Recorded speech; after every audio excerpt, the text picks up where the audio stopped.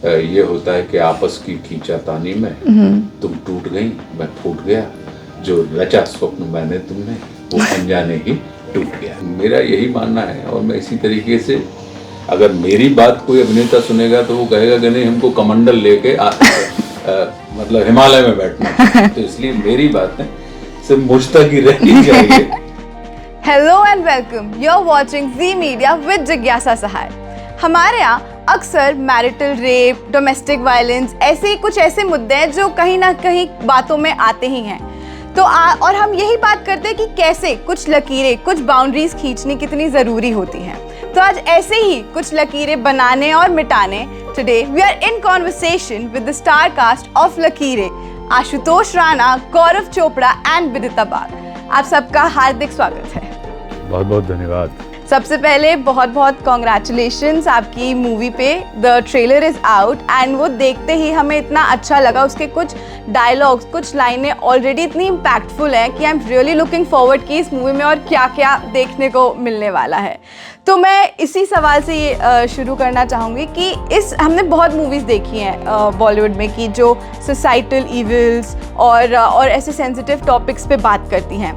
तो इस मूवी की जब स्क्रिप्ट आप लोग के पास आई तो उसमें एक ऐसी क्या बात थी जो आपके दिल को छू गई और आपने सोचा कि इस मूवी का पार्ट बनना तो बहुत आवश्यक है? आपसे स्टार्ट करते हैं। जी, जब ये मूवी की स्क्रिप्ट मेरे पास आई तो मुझे दिखा कि इस रोल में मैं गीता विश्वास का किरदार निभा रही हूँ, जो एक एडवोकेट हैं और सोशल एक्टिविस्ट भी हैं।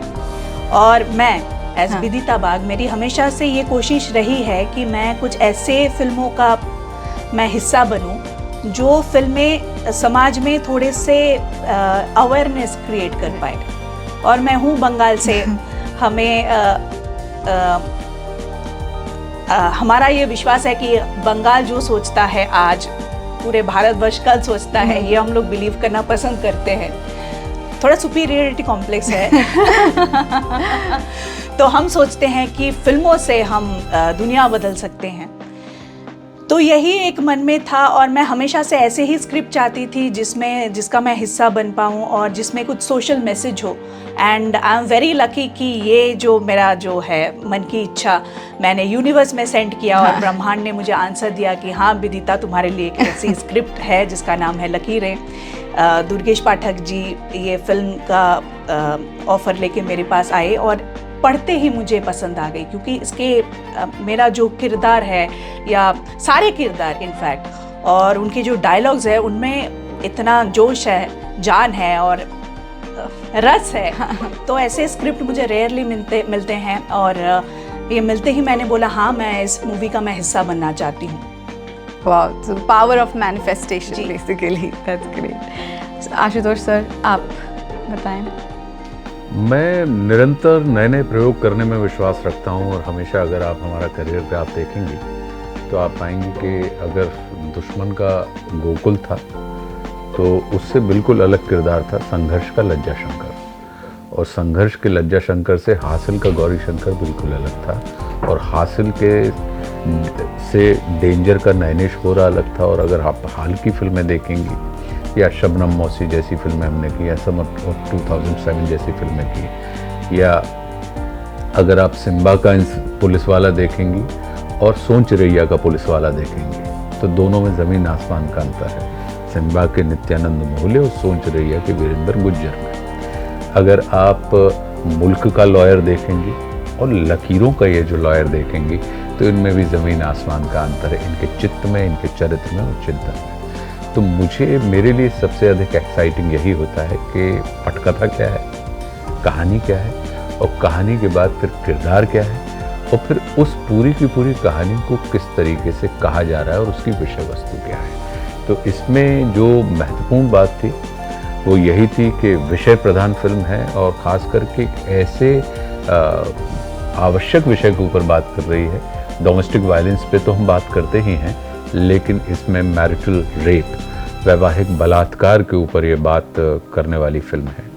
तो जिसके ऊपर कहीं ना कहीं मुझे लगता है कि विचार होना चाहिए, क्योंकि अक्सर क्या होता है कि हम रिश्तों में टेकन फॉर ग्रांटेड ले लेते हैं। दो लोगों को कि अगर पति है या पत्नी है तो हम ये मान के चलते हैं कि पति की इच्छा ही पत्नी की इच्छा है, या पत्नी ये मान के चलती है कि पत्नी की इच्छा ही पति की इच्छा है। लेकिन हम दो अलग अलग होने के बाद भी हम एक होते हैं, लेकिन इसके बाद भी हमारी एक निजता होती है। उस निजता का जब भी हनन किया जाता है, वो चाहे किसी भी तरीके से हो, तो कहीं ना कहीं फिर ये होता है कि आपस की खींचातानी में तुम टूट गई मैं फूट गया, जो रचा स्वप्न मैंने तुमने वो अनजाने ही टूट गया। फिर वो ऐसी वाली बात की स्थिति में आ जाती है। तो फिल्म लकीरों के अंदर वो बात है जो आवश्यक है, और मुझे लगता है कि कहीं ना कहीं हम सबको विचार करना चाहिए। तो इसके पीछे यही प्रेरणा रही करने के पीछे। बहुत खूबसूरत, बहुत ही सुंदर तरीके से आपने ये बात समझाई है आज। गौरव सर आपसे। देखिए, इस फिल्म के राइटर दिलीप शुक्ला साहब हैं। उन्होंने बहुत बड़ी बड़ी और अच्छी फिल्में लिखी हैं, और ये याद दिलाना इस वक्त ज़रूरी है कि उन्होंने बहुत साल पहले एक फिल्म लिखी थी दामिनी, जो एक रेप के मुद्दे को लेकर एक कोर्ट रूम ड्रामा थी। ये एक तरीके से उनकी second visiting of the similar genre है, और आई थिंक वो इस बार एक और अहम मुद्दा लेकर सामने आए हैं। जैसे सर ने कहा, उसके बारे में आज तक बात ही नहीं हुई, चर्चा ही नहीं होती, लोग थोड़ा झेप जाते हैं, शर्मा जाते हैं। दिलीप शुक्ला साहब ने मुझे एक नरेशन के लिए बुलाया, कुछ सीन सुनाए, और बहुत ही जूस था डायलॉग्स में, कैरेक्टर के जो लेयर्स हैं उन चीज़ों को लेकर मज़ा भी था, शेड्स भी थे, और ऑडियंस को देखने में मज़ा आएगा, एंटरटेनमेंट होगा, ये भी सीधा ही समझ में आ गया। तो वो सब तो अच्छा था, बट क्योंकि टॉपिक इतना सेंसिटिव था, मैं चाहता था कि मैं थोड़ा समझ लूँ इससे पहले कि मैं हाँ कहूँ। अलग अलग काम तो हम करना चाहते हैं, पर इस किस्म के मुद्दे को लेकर अगर आप फिल्म बनाएं तो इसमें एक सिंसेरिटी होनी चाहिए, एक ऑनेस्टी, सच्चाई होनी चाहिए, वरना चीटिंग हो जाएगी कि आप इस किस्म की बात का फ़ायदा उठाकर एक कमर्शियल फिल्म बना रहे हैं। तो जैसे ही मैं दुर्गेश सर से मिला, जो डायरेक्टर हैं, और मैंने बाकी स्क्रिप्ट पढ़ी, मुझे पता चला कि सर ने भी हाँ की है। तो कहीं इस बात की एक आंकने में मुझे आसानी हो गई कि हाँ ठीक है, ये उस नीयत से फिल्म बन रही है। और जैसे कि अक्सर जब हम बात करते हैं एक्टर से, तो एक वो उनके कैरेक्टर्स को लेके, तो वो कहते हैं कि उसमें ना एक मेरे कैरेक्टर में एक वो रिलेटेबिलिटी फैक्टर था, या कोई रियल लाइफ इंस्पिरेशन थी जिसने मुझे मोटिवेट किया कि मैं इसका पार्ट बनूं, ये कैरेक्टर निभाऊं। तो जब आपके सामने कोई ऐसा कैरेक्टर आता है जो थोड़ा मॉरली कॉम्प्लेक्स है, या जिस कैरेक्टर के बिलीफ से आप अग्री नहीं करते, तो उसके लिए आप कैसे तैयारी करते हैं कि वो उतने ही कन्विंसिंग तरीके से बाहर आए? देखिए, क्या होता है, किसी भी अभिनेता के लिए हाँ। बड़ा अच्छा शेर है कि हर आदमी में होते हैं 10-20 आदमी, जिसको भी देखिए कई बार देखिए। हाँ।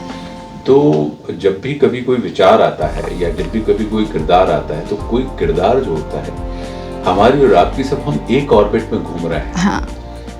मानसिकताओं और विचारधाराओं के बीच में द्वंद्व होता है, मेंटालिटी और आइडियोलॉजी। तो आवश्यक नहीं है कि समान विचारधारा के लोग एक सी मानसिकता के हों, और ये भी आवश्यक नहीं है कि एक सी मानसिकता के लोग समान विचारधारा के हों। तो इसमें जो सबसे प्रमुख चीज खड़ी होती है, वो कहीं ना कहीं इसमें रिलेटेबिलिटी की बात नहीं होती, लेकिन हर आदमी के अंदर कहीं ना कहीं थोड़ा सा विश्व होता है। हाँ। या ये कहें कि हर व्यक्ति विश्व में कहीं ना कहीं किसी न किसी चीज का प्रतिनिधित्व कर रहा होता है। तो मेरा ये मानना है कि उसका आनंद ही यही है। लेखक क्या करता है, वो संसार की पीड़ा को स्वयं की पीड़ा बना लेता है। अभिनेता क्या करता है, वो स्वयं की पीड़ा को संसार की पीड़ा बना लेता है। तो ये उस किस्म की एक जगत से, संसार से स्वयं की यात्रा है, और दूसरा कहीं ना कहीं स्वयं से संसार की यात्रा है। तो मेरा यही मानना है, और मैं इसी तरीके से, अगर मेरी बात कोई अभिनेता सुनेगा तो वो कहेगा कि नहीं, हमको कमंडल लेके मतलब हिमालय में बैठना है। तो इसलिए मेरी बातें सिर्फ मुझ तक ही रहनी चाहिए, बाकी इससे प्रभावित होने की, इससे भ्रमित होने की आवश्यकता नहीं है। तो इतनी खूबसूरती से आप हर बात कहते हैं और मैंने देखा कि कैसे सब यहाँ पे एकदम आपकी बातों में खो गए कि कितनी अच्छी और गहरी ये बातें हैं। तो ये सवाल मैं विदिता और गौरव जी से पूछना चाहूँगी, जब सेट पे आप लोग रिहर्सल कर रहे हो या डायलॉग प्रैक्टिस कर रहे हो, तो ऐसा होता था कि आप शुरू कहीं से करते थे आशुतोष सर के साथ और वो बात कहीं से कहीं एक अलग ही दुनिया में पहुंच जाता है? ऐसा कोई इंसिडेंट, कोई एक्सपीरियंस जो आपको याद हो? विदिता का शायद ज़्यादा एक्सपीरियंस होगा इस मामले में, क्योंकि एज अपोजिंग लॉयर्स उनकी बहुत तू मैं हुई है फिल्म में और बहुत मज़ेदार डायलॉगबाजी है। और मतलब आशुतोष सर के बारे में कहने की ज़रूरत ही नहीं कि वो इस किस्म की जो रोल्स हैं या जो डायलॉग्स होते हैं या जो शब्दों का हेर फेर है उसमें वो क्या खेल खेलते हैं। पर जब मैं एज एन एक्टर मैं सेट पे आती हूँ, हाँ, जब मेरे ऑपोजिशन के लॉयर हैं आशुतोष राणा जी, तो कहीं ना कहीं आप हिल जाते हैं। इनका भाषा पे कमांड जो है वो तो भयंकर है। हिंदी जो ऐसे बोलते हैं सबको और कुछ बोलने के लिए मतलब शब्द मुझे ढूंढना पड़ेगा कि क्या है, पर वहाँ थैंकफुली मुझे ढूंढना नहीं पड़ा। हमारे दिलीप शुक्ला जी, उन्होंने जो है मेरे डायलॉग्स बहुत अच्छे लिखे थे इनके भी, पर क्या बोलूं ये दिखते काफी इंटिमिडेटिंग है। हाँ, लगता है कि ये जब आएंगे एकदम सबको चुप करा देंगे। हाँ, पर रियल लाइफ में ये बिल्कुल ऐसा नहीं है। मतलब इनके जैसा इतना मतलब सपोर्टिंग एक्टर मैंने बहुत कम देखा है रियल लाइफ में। और मैं डर रही थी कि ये मेरे साथ रिहर्स करेंगे या नहीं। मेरे साथ घंटों रिहर्स किए आशुतोष जी ने, घंटों रिहर्स किए। मेरा जो डर था उन्होंने वो डर ख़त्म कर दिया और वो हर तरीके से इस कोशिश में लगे रहे कि मेरे कैरेक्टर में कैसे और सुधार किया जाए, कैसे उसको और निखारा जाए। तो इन्होंने जितने इनपुट्स दिए, जितना सपोर्ट किया, इमोशनली बोलिए, मेंटली बोलिए, I am thankful to you. एक और बात मेंशन करूंगा जिज्ञासा, ये नहीं कि ये हम लोग तो कई फिल्में करते हैं, गौरव कई फिल्में करते हैं, विदिता करती हैं, मैं भी करता हूँ। आपको इस फिल्म की जो खूबसूरती है, जिसका श्रेय इसकी राइटिंग को जाता है, इसके निर्देशन को जाता है, कि इसमें कोई भी कैरेक्टर आपको परफॉर्म करते हुए नहीं नजर आएगा। अच्छा। वो आपको सारे एक्टर बिहेव करते हुए नजर आएंगे। तो एक अंतर होता है प्रस्तुति करने में, किसी चीज को परफॉर्म करने में, और एक अंतर होता है व्यवहार करने में। तो विदिता, एक मैं आपसे पूछना चाहूँगी, जैसे आपने बताया कि कैसे आप ऐसी मूवीज़ या स्क्रिप्ट्स पसंद करती हैं जिसमें एक सोशल मैसेज हो, लोगों तक एक बात पहुँचे, एक कॉन्वर्सेशन हो। तो इस मूवी में जैसे हम मैरिटल रेप, डोमेस्टिक वायलेंस और ऐसे और सारे टॉपिक्स के बारे में बात कर रहे हैं, तो मैं आपका ओपिनियन, आपका एक व्यू पॉइंट जानना चाहूँगी कि हमारे सिस्टम में आपको क्या लगता है कि क्या एक वो लूप होल है या कहाँ हम खड़े नहीं उतर पा रहे कि ये सब चीज़ें लिविंग इन 2023 आज भी आए दिन ऐसी खबरें आती रहती हैं और आए दिन ऐसे केसेस हैं जो सालों से चले जा रहे हैं। सो आपको क्या लगता है कि वेयर एज अ सोसाइटी हम गलत जा रहे हैं? ये तो बहुत ही महत्वपूर्ण प्रश्न है। देखिए, ये फिल्म साइन करने से पहले तक मुझे ये नहीं मालूम था कि हमारे देश में मैरिटल रेप पे कोई कानून नहीं है। मैंने अज्यूम कर लिया था कि शायद है। फिर मैंने जब अपने लेवल पे रिसर्च शुरू किया, मैंने देखा कि करीबन 150 कंट्रीज़ में है, और तो और नेपाल जैसे कंट्री में भी मैरिटल रेप पे है, पर हमारे देश में क्यों नहीं है? 2013 के बाद, निर्भया केस के बाद भी कई बार इस मुद्दे पे आवाज़ उठाई गई, कई केस ऐसे सामने आए। तब सरकार अलग थी, अब सरकार अलग है, सरकार बदलते गए, पर ये जो मुद्दा है ये बहुत ही बड़ा मुद्दा है। देखा जाए तो 5 में एक महिला जिस पे बलात्कार होता है उसका पति ही करता है, और बलात्कार ज़्यादातर केसेस में हमने देखा है बाहर वाले लोग नहीं करते, अपने ही जान पहचान वाले लोग, आसपास के लोग यही लोग करते हैं। और 5 में से एक महिला, ये नंबर कम नहीं है ना, बहुत ही बड़ी संख्या में है। तो ये केसेस सामने क्यों नहीं आ रहे? अगर सामने आ रहे हैं तो कहाँ जा रहे हैं? ये दर्ज किया जा रहा है क्या इस पे कंप्लेंट्स? या अगर दर्ज किया जा रहा है तो कोर्ट तक पहुँच पा रहे हैं क्या? या कोर्ट में भी जा रहे तो इसका क्या फैसला हो रहा है? तो ये तो बहुत बड़ी समस्या है, इस पे बातचीत होना चाहिए।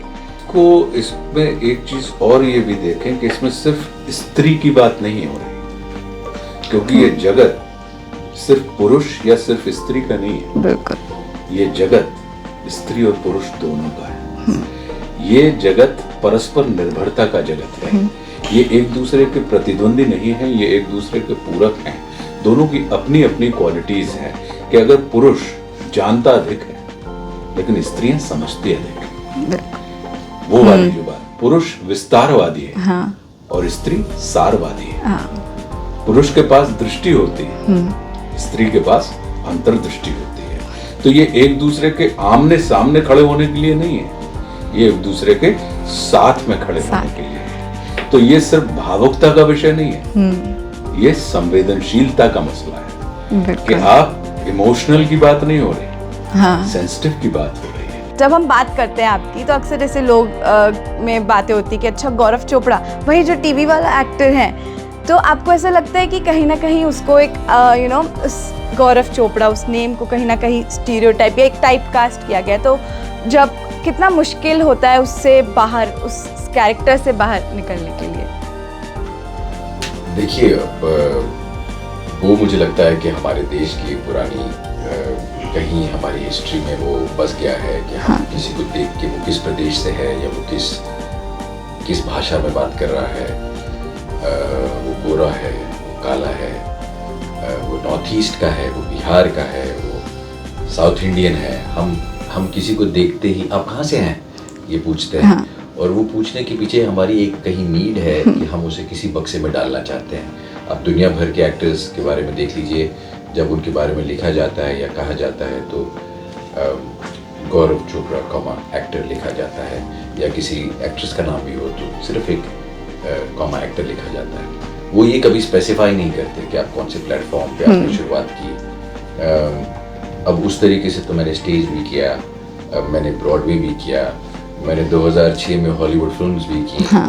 और जब मैं शूट कर रहा था 2006 में, तो वो लियोनार्डो डिकैप्रियो के साथ था, जो उस वक्त टाइटैनिक और एविएटर के बाद शायद दुनिया के सबसे पॉपुलर एक्टर थे। और उस वक्त हमारे यहाँ से कोई ऐसी बड़ी हॉलीवुड फिल्म्स नहीं कर रहा था। और उसके बाद वहाँ से वापस आने के बाद मैंने नच बलिए किया, लेफ्ट राइट लेफ्ट नाम का एक शो। तो मेरी नज़र में काम पर्दे के साइज के हिसाब से बड़ा या छोटा नहीं होता, काम अच्छा या बुरा होता है। तो you are either a good actor और अ बैड एक्टर। आप किसी बुरे प्रोजेक्ट में भी अच्छे दिख सकते हैं, किसी छोटे प्रोजेक्ट में भी अच्छे दिख सकते हैं। ये मेरे हिसाब से ये पूरी मेजरमेंट ही रॉन्ग है। Thank you so much for this lovely conversation.